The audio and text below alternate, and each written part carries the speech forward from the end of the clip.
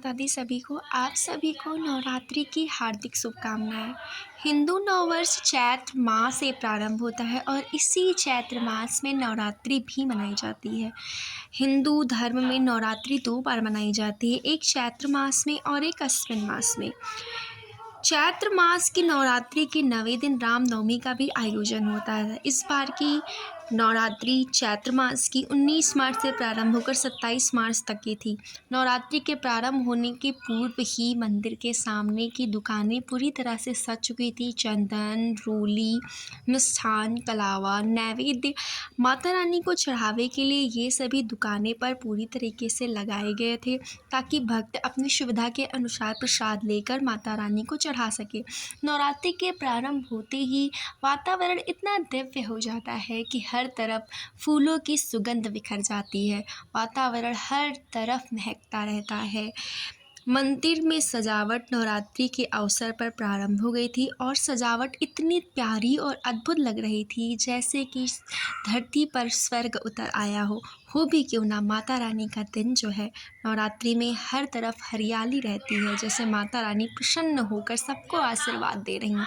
नवरात्रि के प्रारंभ होते ही मैंने सर्वप्रथम दुर्गा चालीसा का पाठ किया। माता रानी को धूप, दीप, नैवेद्य आदि से उनकी पूजा अर्चना की। उसके बाद में माता रानी को प्रसाद चढ़ाया। नवरात्रि का दिन देवताओं का, सिर्फ माता रानी का दिन नहीं अपितु देवताओं का भी दिन होता है। इस दिन सभी देवी देवता माता रानी के साथ हमारे घर पर आते हैं, ऐसा कहा जाता है। मम्मी ने घर पर कलश की स्थापना की थी। कलश की स्थापना को अत्यंत शुभ माना गया था, जिसमें मम्मी ने ज्वारे भी लगाए हुए थे और ये ज्वारे बहुत अच्छी तरीके से उग आए थे।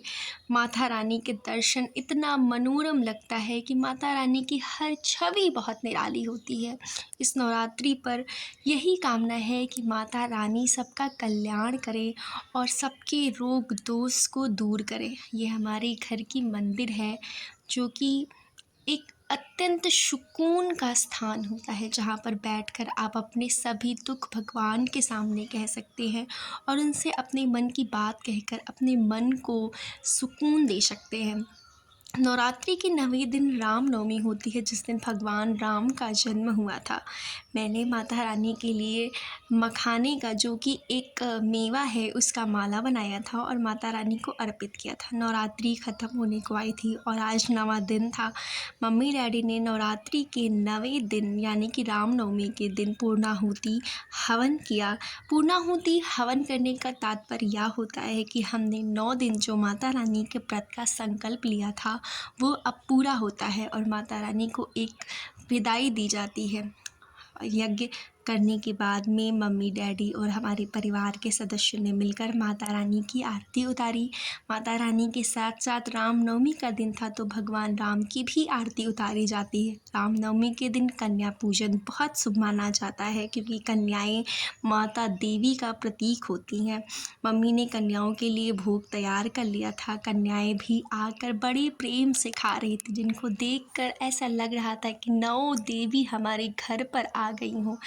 डैडी भी सभी 9 देवी रूप समान कन्याओं को खीर परोस रहे थे, क्योंकि खीर पूरी खिलाना शुभ माना जाता है। डैडी ने माता रानी के मंदिर के सामने नारियल तोड़ा, जिसका जल एकत्र करके प्रसाद के रूप में डैडी ने एक ग्लास में भरकर रख लिया कि बाद में यह वितरित किया जाएगा। कन्याएं जो कि माता स्वरूप थीं, इतनी प्यारी छोटी छोटी कन्याएं लग रही थी। मम्मी सबका श्रृंगार कर रही थी, सबको टीका कर रही थी, सबको तेल लगा रही थी, क्योंकि ये कन्याएं आज के दिन सिर्फ कन्याएं नहीं थी, ये माता रानी के प्रतीक के रूप में हमारे घर आई थी। इनका जितना ही सेवा सत्कार कर लिया जाए, समझो आप स्वयं माता रानी का सत्कार कर रहे हो। इन कन्याओं को देखकर ऐसा ही लग रहा था जैसे 9 देवी एक साथ हमारे घर पर आ गई हूँ। इतनी शांत, इतनी चंचल और इतनी प्यारी। कन्याओं का पूजन करने के बाद में डैडी ने सभी कन्याओं की विदाई के लिए सबके साथ बैठकर माता रानी का जयकारा लगाया और कन्याओं को विदा किया।